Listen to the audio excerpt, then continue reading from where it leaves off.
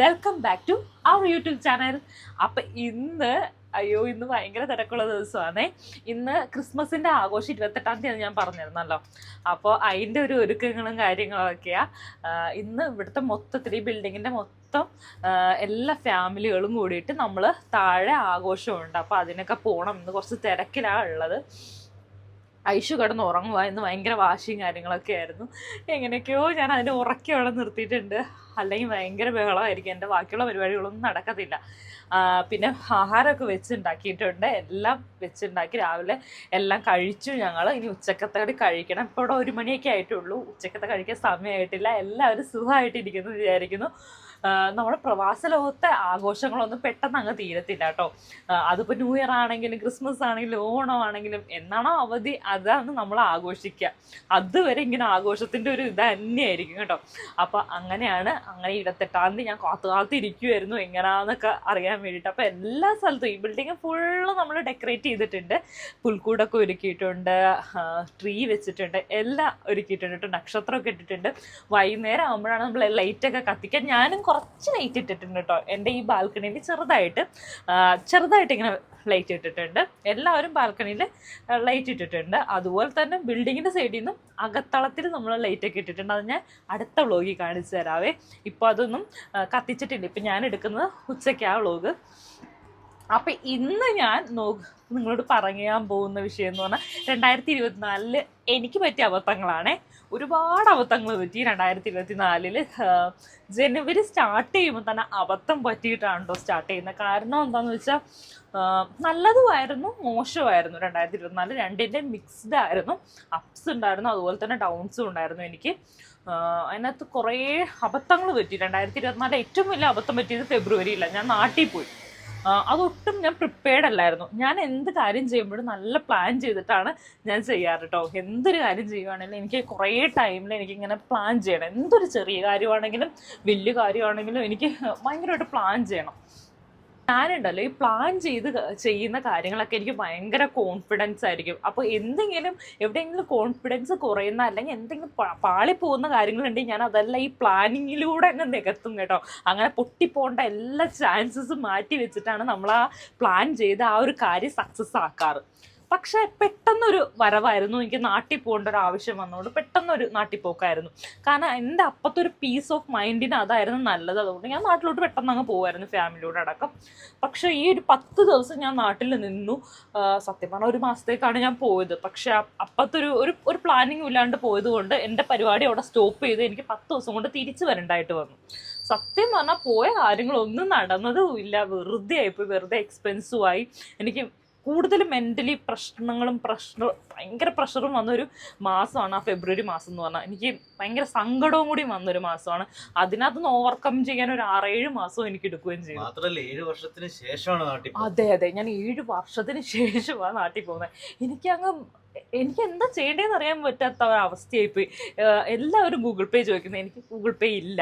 എന്താണ് ഈ സംഗതി പോലും എനിക്കറിയത്തില്ല. പിന്നെ മാത്രമല്ല ഞങ്ങൾക്ക് ക്ലൈമറ്റും പറ്റുന്നുണ്ടായിരുന്നില്ല. ചൂടുള്ള സമയത്താണ് വരുന്നത്. കുഞ്ഞു വാവയായിരുന്നു ഐഷു. അപ്പോൾ ഇവളെയും കൊണ്ട് എനിക്ക് ഒരു സ്ഥലത്തും പോകാൻ പറ്റത്തില്ല. വണ്ടിയിലാണ്ട് ഒരു സ്ഥലത്ത് ഇറങ്ങാൻ പറ്റത്തില്ല. നമ്മൾ അതായിട്ട് യൂസ്ഡ് അല്ലല്ലോ, നാടുമായിട്ട് യൂസ്ഡ് അല്ല. 7 വർഷം എന്ന് പറഞ്ഞാൽ വലിയൊരു ഗ്യാപ്പ് തന്നെയാണെന്ന് എനിക്ക് അന്നേരം മനസ്സിലായത്. അതാണ് എനിക്ക് ആ ഒരു മിസ്സായിപ്പോയത്. പ്ലാനിങ് വളരെ ഇമ്പോർട്ടൻ്റ് ആണ്. അതെ, നമ്മുടെ വടിവേലു സാറ് പറഞ്ഞ പോലെ ഏത് പണ്ണാലും നമ്മൾ പ്ലാൻ ചെയ്ത് പണ്ണണമെന്ന് പറഞ്ഞാൽ അതാണ്.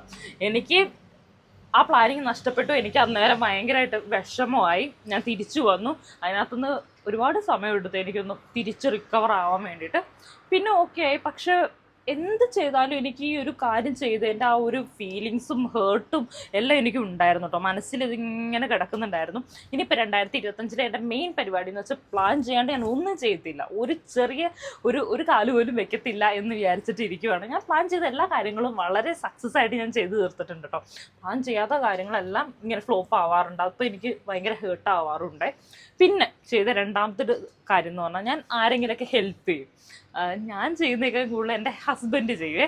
ഞാൻ എന്തെങ്കിലും ഹെൽപ്പ് ചെയ്യുകയാണെങ്കിലും ഭയങ്കര പ്ലാൻ ചെയ്താൽ ചെയ്യത്തുള്ളൂ. ഞാൻ ഹെൽപ്പ് ചെയ്യുകയാണെങ്കിലും എന്ത് ചെയ്യുകയാണെങ്കിലും ഞാൻ ഭയങ്കരമായിട്ട് അപ്ഗ്രേഡ് ആയിട്ട് പ്ലാൻ ചെയ്ത് ചിന്തിച്ച് എനിക്ക് ടൈം എടുക്കും.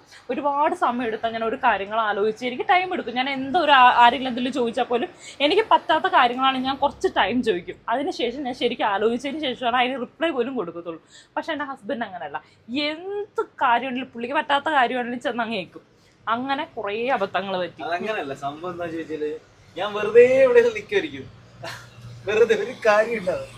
അപ്പൊ ആരെങ്കിലും വന്നിട്ട് ഒരു സഹായം ചോദിക്കും, ഓക്കെ എന്ന് പറഞ്ഞിട്ട് പോകും. ആ വഴിക്ക് പോയിട്ട് മുട്ടം പണി മേടിച്ചിട്ട് തിരിച്ചു വരും. രക്ഷയില്ല.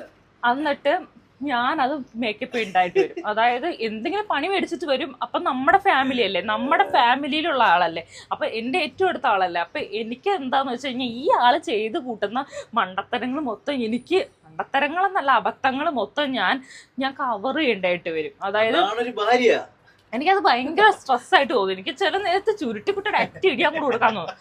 കാരണം നമുക്ക് ആ ടെൻഷനാവും. നമ്മൾ നല്ല സ്മൂത്തായിട്ട് ഇങ്ങനെ പോകുമായിരിക്കും. വല്ല ഒരു ഹെൽപ്പ് ചെയ്യാൻ പോയിട്ട് ഒന്നേ പൈസ പോകും, അതല്ലെങ്കിൽ നമുക്ക് നല്ല ടെൻഷനാവും. അയ്യോ, അതായത് ചെറുതായിട്ടൊന്ന് മിസ്സായാൽ പോലും ചിലപ്പോൾ നമ്മുടെ ജീവൻ പോകും, അല്ലെങ്കിൽ നമുക്ക് എന്തെങ്കിലും പറ്റുന്ന രീതിയിലായിരിക്കും ഹെൽപ്പ് ചെയ്യാൻ നടക്കുന്നത്. അപ്പം ഞാൻ പല പ്രാവശ്യം ഞാൻ പറഞ്ഞിട്ടുണ്ട്, അങ്ങനെ ഹെൽപ്പ് ചെയ്യാൻ നിൽക്കരുത്.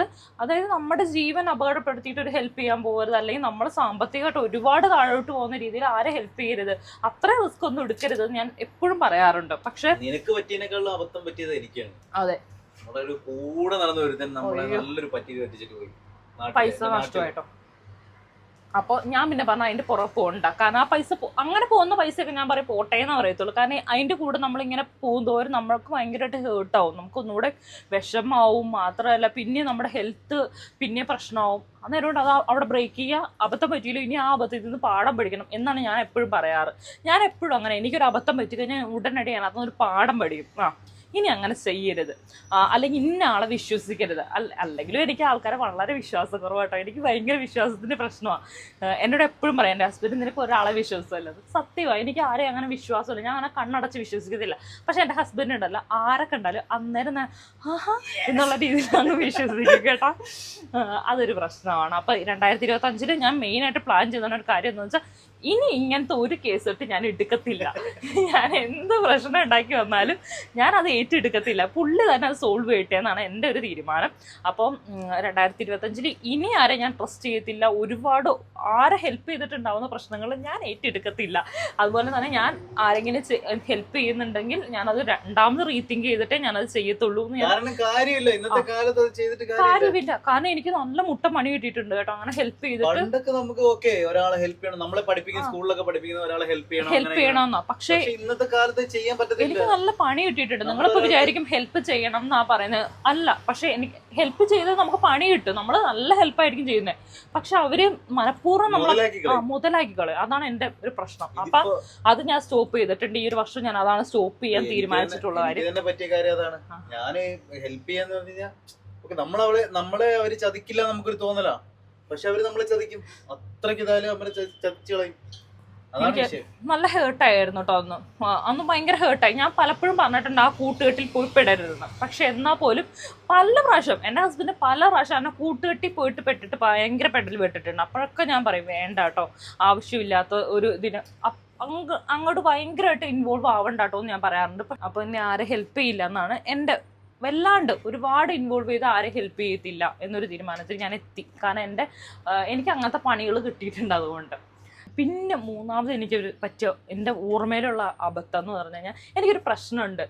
എന്തെങ്കിലും ഒരു കാര്യത്തിൽ എനിക്ക് അങ്ങ് ഫിയർ ആയിക്കഴിഞ്ഞാൽ, എനിക്ക് അങ്ങനെ ഫിയർ ഒന്നും വരത്തില്ല. എനിക്ക് അല്ലെങ്കിലും അങ്ങനെ ആരും പേടിയൊന്നും ഇല്ല കേട്ടോ.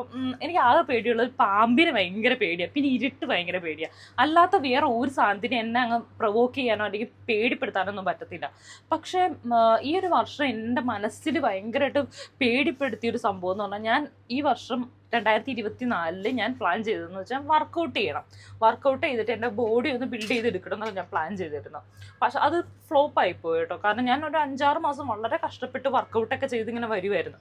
ഒരു ദിവസം ഞാനിങ്ങനെ, അത് ഞാൻ ഓൾറെഡി പറഞ്ഞിട്ടുണ്ടെന്ന് തോന്നുന്നു ഏതൊരു വീഡിയോയിൽ, ഞാൻ ഇങ്ങനെ വർക്കൗട്ടിന് പോകുന്ന സമയത്ത് ഒരാൾ എന്നെ പാസ് ചെയ്ത് ഇങ്ങനെ വരും, എന്നെ ഫോളോ ചെയ്ത് വരിക. ഞാൻ വർക്കൗട്ടിനൊക്കെ പോയി തിരിച്ച് വന്നിട്ട് ഇയാളെൻ്റെ ബിൽഡിങ് ഫോളോ ചെയ്ത് വന്ന് എൻ്റെ റൂമിന് വരെ ഫോളോ ചെയ്ത് വന്നു. അങ്ങനെ കഴിഞ്ഞപ്പോൾ ഞാൻ ഭയങ്കരമായിട്ട് ഭയന്ന് പോയി കേട്ടോ. എനിക്ക് ഭയങ്കര ഫിയർ തട്ടി.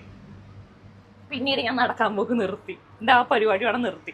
അപ്പോൾ എനിക്കങ്ങ് പേടി വന്നിട്ട് പിന്നെ ആ കാര്യം, എനിക്ക് ഏറ്റവും പ്രിയപ്പെട്ട ഒരു കാര്യം ഞാൻ വേണ്ടെന്ന് വെച്ചു. അപ്പോൾ ഇനി 2025 ഞാനൊരു പ്ലാൻ ചെയ്തതെന്ന് വെച്ചാൽ അങ്ങനെ മറ്റൊരാൾക്ക് വേണ്ടി എൻ്റെ ഇഷ്ടങ്ങൾ എന്തിനാ ഞാൻ ഇപ്പം ആലോചിക്കുമ്പോൾ എനിക്ക് അങ്ങനെ തോന്നുന്നു, എന്തിനാ ഞാൻ വേണ്ടാണ്ട് വെച്ചേ എന്ന് എനിക്കിപ്പോൾ തോന്നുന്നുണ്ട്. അന്ന് എൻ്റെ ഹസ്ബൻഡ് നല്ല ഇടിയൊക്കെ കൊടുത്തു കേട്ടോ ആൾക്ക്. പക്ഷെ അതൊന്നും എൻ്റെ ആ ഫിയറിനെ ബാലൻസ് ചെയ്തില്ല. അടിയൊക്കെ കൊടുത്തെങ്കിലും ഇനി വന്നാലോ എന്നാണോ, അല്ലെങ്കിൽ അങ്ങനെ ഒരു ചാൻസ് നമ്മൾ കൊടുക്കണ്ട, എന്താ പറയുക, എന്തിനാ നമ്മൾ ആ നടക്കാൻ പോയിട്ടല്ലേ എന്ന് പറഞ്ഞാൽ എൻ്റെ ഇഷ്ടങ്ങളെയാണ് ഞാൻ അവിടെ ബ്രേക്ക് ചെയ്ത്. അങ്ങനെയല്ല, നമ്മുടെ ഇഷ്ടങ്ങൾ നമ്മൾ ചെയ്തോളണം, അതിൻ്റെ അടുത്ത് വരുന്ന കാര്യങ്ങൾ അത് അന്നേരം നോക്കാം എന്നുള്ളൊരു കോൺഫിഡൻസ് ഇന്നിപ്പം എനിക്കുണ്ട് കേട്ടോ. എനിക്ക് തോന്നുന്നു അത് എന്താന്ന് വെച്ചാൽ ഞാൻ രാവിലെ ഒരു 5 മണിയായപ്പോൾ നടക്കാൻ പോവായിരുന്നു, ഞായറാഴ്ച ദിവസം. അപ്പോൾ സാധാരണ ഇവിടെ ഞായറാഴ്ച ദിവസം എല്ലാവരും 2 മണിയൊക്കെ ആകുമ്പോൾ ഉറക്കത്തിൽ നിന്ന് തന്നെ എണീക്കത്തുള്ളൂ. ഞാനൊരു 5 മണിയായപ്പോൾ നടക്കാൻ സാധാരണ പോലെ നടക്കാൻ ഇറങ്ങിപ്പോയി.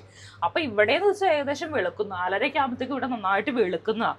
പക്ഷെ അന്ന് കുറച്ച് ഇരുട്ടായിരുന്നു, കുറച്ച് ഡാർക്കായിട്ടുള്ള ഒരു ഇതായിരുന്നു. ഞാൻ നടന്ന് പോകുമ്പോൾ നമ്മൾ നോക്കുന്നില്ലല്ലോ, നമ്മൾ നല്ല സ്പീഡിൽ നമ്മൾ നല്ല ഇതിൽ വർക്കൗട്ടിന് വേണ്ടി നടന്നു പോകേണ്ടിയിരിക്കുക. അപ്പം ഞാൻ 2-3 കിലോമീറ്റർ നടന്നു കഴിഞ്ഞപ്പോൾ എനിക്ക് മനസ്സിലായി ആരും ഫോളോ ചെയ്യുന്നുണ്ടെന്ന്. അപ്പം ഞാനത് എനിക്ക് മനസ്സിലായ സ്ഥിതിക്ക് ഞാൻ ഒന്നുകൂടെ സ്പീഡിൽ അങ്ങ് നടക്കാൻ തുടങ്ങി. കുറച്ച് നടന്നു കഴിഞ്ഞപ്പോൾ പിന്നെ ആളെ ബാക്കിൽ നോക്കിയപ്പോൾ കണ്ടില്ല. അത് ഞാൻ എൻ്റെ നടത്തെല്ലാം തിരിച്ച് കഴിഞ്ഞ് ഞാൻ തിരിച്ച് റൂമിലോട്ട് വരുന്ന പാസിൽ ഇയാൾ പിന്നെ എന്നെ ഫോളോ ചെയ്ത് എൻ്റെ റൂമിൻ്റെ, അതായത് എൻ്റെ ഫ്ലാറ്റിൻ്റെ പുറത്ത് വരെ വന്നു. അന്നേരം എനിക്ക് മനസ്സിലായി എന്തിനാ എൻ്റെ ഫ്ലാറ്റിൻ്റെ പുറത്ത് വരേണ്ട കാര്യമില്ല, എൻ്റെ ഫ്ലാറ്റിലുള്ളവരെ എനിക്കറിയാം, അല്ലെങ്കിൽ എൻ്റെ ഫ്ലാറ്റിൻ്റെ അപ്പുറത്തുള്ളവരൊക്കെ എനിക്കറിയാവുന്ന. അപ്പോൾ ഇയാളെ ഞാൻ കണ്ടിട്ടില്ല. അപ്പോൾ ഞാൻ തിരിഞ്ഞ് നോക്കിയിട്ട് ഞാൻ അവിടെ നിന്നു ഞാൻ നിന്ന് കഴിഞ്ഞപ്പോൾ ഒരു ഹിന്ദിക്കാരൻ അയാൾ എന്നോട് ചോദിച്ചു, എ സി പ്രിപ്പയർ ചെയ്യുന്ന ആൾക്കാർ ആരും ഇവിടെ താമസിക്കുന്നുണ്ടെന്ന് ചോദിച്ചു. അങ്ങനെ ആരും ഇവിടെ താമസിക്കുന്നില്ല എന്ന് ഞാൻ അയാളോട് പറഞ്ഞു. എന്നിട്ടും അയാൾ എന്നെ വീണ്ടും ഫോളോ ചെയ്യുവാണ്. അപ്പം ഞാൻ ഭയങ്കര ഫിറ്റായിട്ട് ഇരിക്കുന്നു. അപ്പം ഞാൻ എന്ത് ചെയ്തെന്ന് വെച്ചാൽ ഞാൻ ഒറ്റ ഒരു ഓട്ടത്തിന് ഞാൻ സ്റ്റെപ്പ് വഴി കയറി ഞാൻ നേരെ എൻ്റെ റൂമിൽ വന്ന് പെട്ടെന്ന് അകത്ത് കയറിയിട്ട് എൻ്റെ ഹസ്ബൻഡ് ഉറങ്ങി കിടക്കുക. ഞാൻ ആളെ തോണ്ടി വിളിച്ചിട്ട് ഞാൻ പറഞ്ഞു ഇത് എന്നെ ആരോ ഫോളോ ചെയ്യുന്നുണ്ട്. അതിൻ്റെ കൂട്ടത്തിൽ ഞാൻ എന്ത് ചെയ്യുന്നു വെച്ചാൽ ക്യാമറ എൻ്റെ ഫോൺ വെച്ചിട്ട് ഒരു ക്ലിക്ക് എടുത്തിരുന്നു, അയാളുടെ ഫോട്ടോ ഞാൻ എടുത്തിരുന്നു. അപ്പോൾ അയാളുടെ മുഖം വ്യക്തമല്ല, പക്ഷെ ഡ്രസ് കോഡ് വ്യക്തമായിട്ട് അറിയാം. അപ്പോൾ അയാളെ എൻ്റെ ഹസ്ബൻഡ് ഇവിടുന്ന് ഓടിച്ചെന്നപ്പോഴത്തേക്ക് ആള് ബിൽഡിങ്ങിൽ നിന്ന് ഇറങ്ങി പോയിട്ടുണ്ടായിരുന്നു. പിന്നെ തേടി പിടിച്ച് നടന്ന് നല്ല അടി വെച്ച് കൊടുത്തു കേട്ടോ. കാരണം വേറെ ഒരു വഴിയില്ല, വേറെ എന്താ ചെയ്യുക ആ നേരത്ത്. കാരണം അമ്മ അതിനെ ഫോളോ ചെയ്ത് ഞാൻ നല്ലതായിട്ട് പേടിച്ച ആ ഒരു ദിവസം. നമ്മൾ അനാവശ്യമായിട്ട് ആ ഒരു സമയത്ത് നമ്മൾ മാത്രം ഇങ്ങനെ ഫോളോ ചെയ്ത് വരുമ്പോൾ അത് ഭയങ്കര ടെൻഷനാണ്. അന്നേരം നല്ല കൊടുത്തു, പക്ഷെ എന്നാലും പിറ്റേ ദിവസം എനിക്കങ്ങ് പേടിയായി തുടങ്ങി. 2-3 ദിവസമൊക്കെ എന്നെ എൻ്റെ ഹസ്ബൻഡ് കൊണ്ടുപോയി കേട്ടോ. അപ്പം എനിക്കൊരു കൊച്ചു മോളുണ്ട്, നിങ്ങൾക്ക് അറിയാമല്ലോ. അപ്പം ഞങ്ങൾക്ക് 3 പേർക്കും പോകുമ്പോൾ അത് ബുദ്ധിമുട്ടാണ്. മോളും ഭർത്താവും ഉറങ്ങേണ്ട സമയത്ത് ഞാൻ നടക്കാൻ വേണ്ടി മാത്രം അവരുടെ ഉറക്കം കളയുന്നത് എനിക്കത് ഇഷ്ടമല്ല. അതുകൊണ്ട് ഞാൻ എൻ്റെ വർക്കൗട്ടിങ് സെക്ഷൻ അവിടെ സ്റ്റോപ്പ് ചെയ്യുക ചെയ്തത്. പക്ഷെ ഇപ്പം ഈ ഒരു സെക്ഷനിൽ ഞാനിപ്പോൾ ആലോചിക്കുമ്പോൾ, ഇന്നിപ്പോൾ ഞാൻ ആലോചിക്കുമ്പോൾ 2024 ഡിസംബർ ആയി കഴിഞ്ഞപ്പോൾ ഞാൻ ആലോചിക്കുമ്പോൾ അയ്യോ എനിക്കത് അങ്ങനെ ചെയ്യേണ്ട ആവശ്യമില്ലായിരുന്നു, എനിക്ക് കണ്ടിന്യൂ ആയിരുന്നു, അങ്ങനെ ഒന്നുമില്ല, എനിക്ക് കണ്ടിന്യൂ ആയിരുന്നു. അന്നേരം ഇനി എന്തിലും അയാൾ തിരിച്ചു വരുമോ അല്ലെങ്കിൽ എന്നെ ശല്യപ്പെടുത്തുക ചെയ്യണമെങ്കിൽ അന്നേരം നോക്കാം എന്ന് എനിക്ക് അങ്ങനെ വിചാരിക്കാമായിരുന്നു എന്ന് എനിക്കിപ്പോൾ തോന്നുന്നു കേട്ടോ. അപ്പം അങ്ങനെ കുറേ അബദ്ധങ്ങൾ എനിക്ക് പറ്റി. അത് എൻ്റെ എന്താ പറയുക, എൻ്റെ ഫിയറാണ്, എൻ്റെ പേടിയായിരുന്നു അത്. അങ്ങനെ പേടിക്കേണ്ട ആവശ്യമൊന്നും ഉണ്ടായിരുന്നില്ലെന്ന് എനിക്ക് തോന്നുന്നു. ഇപ്പോൾ എനിക്ക് കുറച്ച് അങ്ങനെയൊക്കെ ഒരു പേടിയുണ്ട് കേട്ടോ. എനിക്ക് എന്താ പറയുക, ചില പേടികളുണ്ട് എനിക്ക്. അങ്ങനെ അയ്യോ ഞാൻ ഇനിഷ്യേറ്റ് എടുത്തിട്ട് എന്തൊരു അപകടം ഉണ്ടാവരുത് എന്ന് വിചാരിച്ചിട്ട് ഞാൻ അങ്ങനെ പേടിക്കുന്ന ഒരാളാണ്. അപ്പോൾ കുറേ കൂടി ഞാൻ സൈലൻ്റ് ആവും, ഞാൻ കുറച്ചുകൂടെ ഡൗൺ ആയിട്ട് ഇങ്ങനെ ഇരിക്കും. അതായത് ഞാനൊരു ഇനിഷ്യേറ്റീവ് എടുത്തിട്ട് ഒരു പ്രശ്നം ഉണ്ടാവരുത്, എൻ്റെ ഭാഗത്തുനിന്ന് ഒരു പ്രശ്നം ഉണ്ടാകാൻ പാടില്ല, അല്ലെങ്കിൽ എന്നെ കൊണ്ടൊരു പ്രശ്നം ഉണ്ടാകാൻ പാടില്ല, അങ്ങനെ വിചാരിക്കാറുണ്ട്. അങ്ങനെ വിചാരിച്ച് എൻ്റെ കുറേ ഇഷ്ടങ്ങൾ മാറ്റി വയ്ക്കാറുണ്ട്. പക്ഷേ 2025 ഞാൻ തീർച്ചയായിട്ടും എൻ്റെ ഇഷ്ടങ്ങളൊന്നും ബ്രേക്ക് ചെയ്യാണ്ട് തന്നെ എല്ലാ കാര്യങ്ങളും നടത്തണം എന്ന് എനിക്ക് ആഗ്രഹമുണ്ട്. വർക്കൗട്ട് ചെയ്യാൻ പോകണമെന്ന് ആഗ്രഹമുണ്ട് വീണ്ടും. അതൊക്കെയാണ് എൻ്റെ പ്ലാൻ എന്ന് പറഞ്ഞാൽ. ഈ 2024 പറ്റി ഒരു മണ്ടത്തരം പറ്റാണ്ടിരിക്കണം എന്ന് എനിക്ക് ഭയങ്കര പ്രിക്കോഷൻ എടുക്കുന്ന ഒരു ആളാണ് ഞാൻ 2025 വേണ്ടി കേട്ടോ. അപ്പോൾ അതൊക്കെയാണ് എനിക്ക് പറ്റിയ അബദ്ധങ്ങൾ. വലിയ അബദ്ധങ്ങളൊന്നും പറ്റിയില്ലെങ്കിലും ചെറിയ അബദ്ധങ്ങൾ, എനിക്ക് മനസ്സിന് നോവുന്ന അബദ്ധങ്ങളൊക്കെ പറ്റി അങ്ങനെയൊക്കെ അങ്ങ് പോയി 2024. പക്ഷേ എന്നാലും കൂടുതലും അപ്സ് തന്നെയാണ് എനിക്ക് ഉണ്ടായിട്ടുള്ളത്. അപ്സ് ആൻഡ് ഡൗൺസ് ഉണ്ടായെങ്കിലും കൂടുതലും നല്ലത് മാത്രമേ എനിക്ക് ഉണ്ടായിട്ടുള്ളൂ. അപ്പം അങ്ങനെയൊക്കെയാണ്. പിന്നെ മാത്രമല്ല ഐഷു ഇപ്പോൾ വലുതായി വരും. അപ്പോൾ കുസൃതി ഭയങ്കര കൂടുന്നുണ്ട്.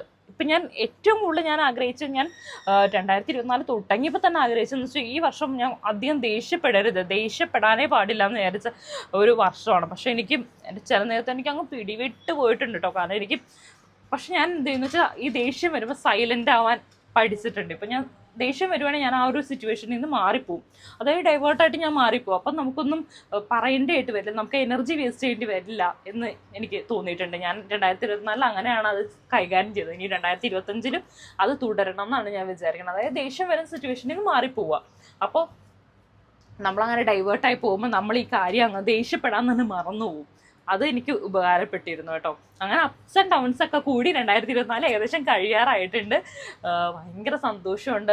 എന്താ പറയുക, ഇപ്പോൾ ഒരു സമാധാനം, ഒരു ധൈര്യവും എന്തൊക്കെയോ ഉണ്ട്. ഓരോ വർഷം കഴിയുന്തോറും എനിക്കൊന്നും നമ്മൾ കൂടുതൽ മെച്ചോർഡായിട്ട് വരുവാണെന്ന് എനിക്ക് തോന്നുന്നു. എന്താ പറയുക, തള്ള വൈബാണെന്നോ എന്ന് എനിക്കറിയത്തില്ല. കാരണം ഞാൻ പഴയ പടങ്ങൾ ഇഷ്ടപ്പെട്ടു തുടങ്ങി. കുറച്ചുകൂടെ എന്താ പറയുക, ഞാൻ കുറച്ചുകൂടെ കെയർഫുൾ ആവാൻ, ഒരു പ്രിക്വേഷൻ എടുത്ത് പെരുമാറാൻ തുടങ്ങി. ഇപ്പം പണ്ടത്തെ പോലെ എടുത്തുചാട്ടം ഇല്ല.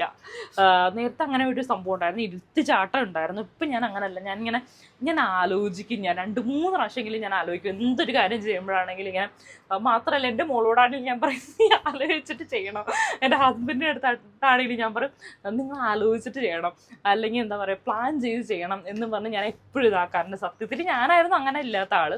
പക്ഷെ എന്തൊക്കെ പറഞ്ഞാലും 2024 കഴിയാറായി. ഹാപ്പിയാണ്. 2025 നല്ലതായിരിക്കട്ടെ, എല്ലാവർക്കും നല്ലതായിരിക്കട്ടെ. എല്ലാ ഐശ്വര്യങ്ങളും സമാധാനവും സന്തോഷവും എല്ലാം നിറഞ്ഞൊരു 2025 നിങ്ങൾക്ക് നേരുവാണ് കേട്ടോ. അപ്പോൾ ഇത്രയേ ഉള്ളൂ ഇന്നത്തെ ഒരു വീഡിയോ എന്ന് പറഞ്ഞാൽ. ഞാൻ നാളെ ഒരു വീഡിയോ അപ്ലോഡ് ചെയ്യുന്നുണ്ട് നമ്മുടെ ഇവിടുത്തെ ആഘോഷങ്ങളും കാര്യങ്ങളൊക്കെ ആയിട്ട്.